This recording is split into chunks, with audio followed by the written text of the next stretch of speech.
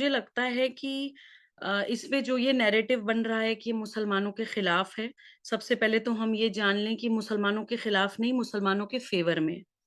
दूसरी बात हम ये जान लें कि वक्फ प्रॉपर्टीज मुसलमानों से छीनी नहीं जा रही।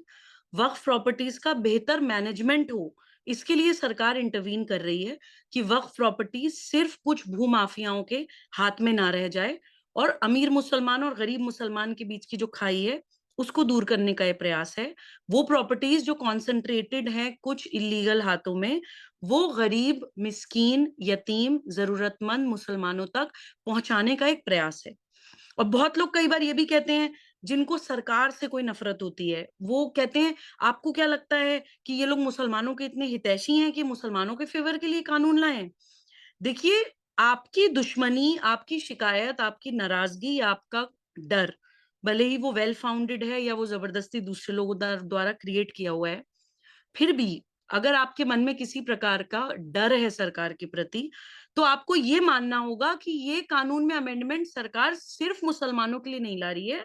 इससे सरकार के अफेयर, सरकार को भी मदद मिल रही है। जैसे मैंने आपको उत्तराखंड का एग्जाम्पल दिया कि सर, जो नागरिक उत्तराखंड में एक स्लम एरिया में रेलवे की जमीन पर बस इलीगल बस्ती बना के रह रहे हैं, सरकार को उन्हें वहां से हटाकर दूसरी जमीन पर पहुंचाने के लिए नाको चने चबाना पड़ जाता है।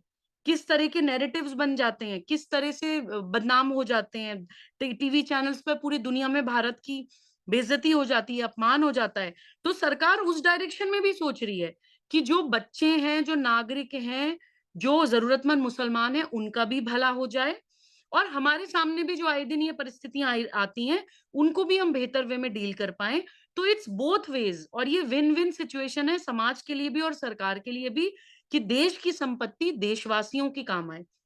अगर वक्फ के इंटेंशन से कोई प्रॉपर्टी डोनेट की गई है, तो वो वक्फ की इंटेंशन पूरी हो, वो फाउंडेशनल प्रिंसिपल्स को हम अचीव कर पाए, जिसके कारण प्रॉफिट मोहम्मद सल्लल्लाहु अलैहि वसल्लम ने ये कहा होगा कि इस पे अपना हक मत रखो, इसको गरीबों में बांट दो। तो वो अचीव करने के लिए अमेंडमेंट जरूरी है। और जैसे आशीष जी ने बहुत डिटेल में बोल ही दिया है, तो मैं बहुत ज्यादा डिटेल उस पर बात नहीं करूंगी। बहुत सारी चीजें ऐसी हैं और आप खुद सोचिएगा।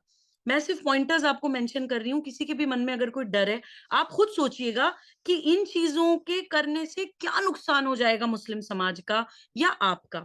ये जितने भी पॉइंट्स हैं, ये in the long run and also in the short run मुसलमान समाज का फायदा ही करेंगे। वेरिफिकेशन ऑफ प्रॉपर्टी हो रहा है। पहले कोई अकाउंटेबिलिटी नहीं थी, कोई किसी भी प्रॉपर्टी के साथ कुछ भी करे, पर्चियां बना बना के उनको खुर्द बुर्द करे, मुतवल्ली कैसे करते थे। Now the properties are being verified. Monitoring हो रही है डिस्ट्रिक्ट मजिस्ट्रेट के द्वारा। जो लोकल सर्वेयर आपका, आप अपने किसी आदमी को बोल के कुछ भी सर्वे करा के कागजों में कुछ भी कर देते थे, वो डिस्ट्रिक्ट मजिस्ट्रेट अगर मॉनिटर कर रहा है, तो डेफिनेटली चीजें बेहतर और एक लीगल एम्बिट के अंदर होंगी। विमेन रिप्रेजेंटेशन मैंडेटरी है। पहले महिलाओं को कोई पूछता नहीं था, अब ये है कि नहीं, महिलाओं का भी रिप्रेजेंटेशन वक्फ में, बोर्ड्स में और जितने भी अफेयर्स हैं वक्फ के, उसमें होना चाहिए।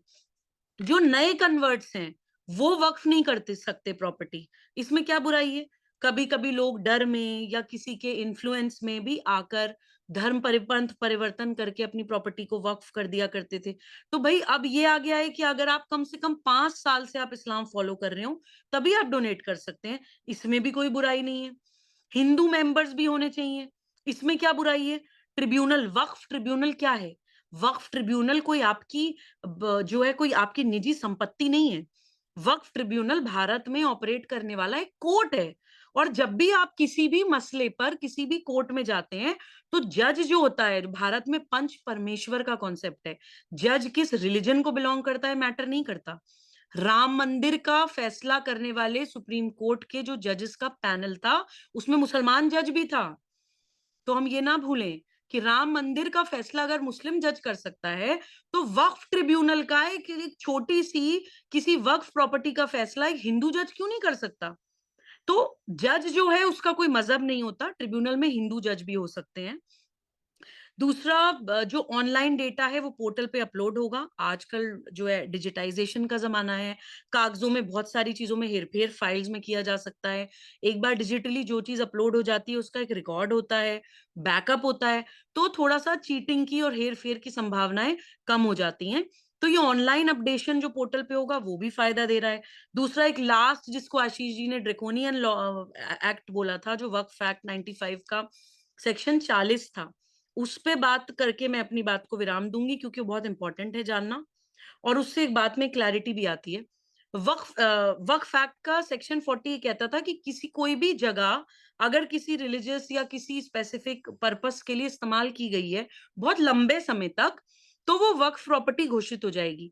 It will be deemed to be a waqf property, भले ही उसके ओनर ने इंटेंशनली विद पर्पस उस जगह को दान किया हो या ना दान किया हो। अगर वो इस्तेमाल की जा रही है किसी रिलीजियस पर्पस के लिए, तो वक्फ प्रॉपर्टी हो जाएगी। अब आप खुद सोचिए कि आज अगर हम अपने हिंदू भाई बहनों के मन में ये डर देखते हैं कि किसी जगह अगर नमाज पढ़ी जा रही है बहुत बड़ी तादाद में, तो क्या उनके मन में ये डर नहीं आएगा कि यहाँ पे अगर सालों तक नमाज पढ़ते रहे तो कल को तो ये इसको वक्फ प्रॉपर्टी घोषित कर देंगे? क्या ये डर आएगा कि नहीं आएगा? हम लोग चीजों को इन टोटलिटी देखते नहीं है। हम उस सेक्शन 40 को भी नहीं हटाएंगे वक्फ एक्ट में से, और हम ये भी कहेंगे कि भाई हमारे नमाज पढ़ने पे क्यों सवाल कर दिया।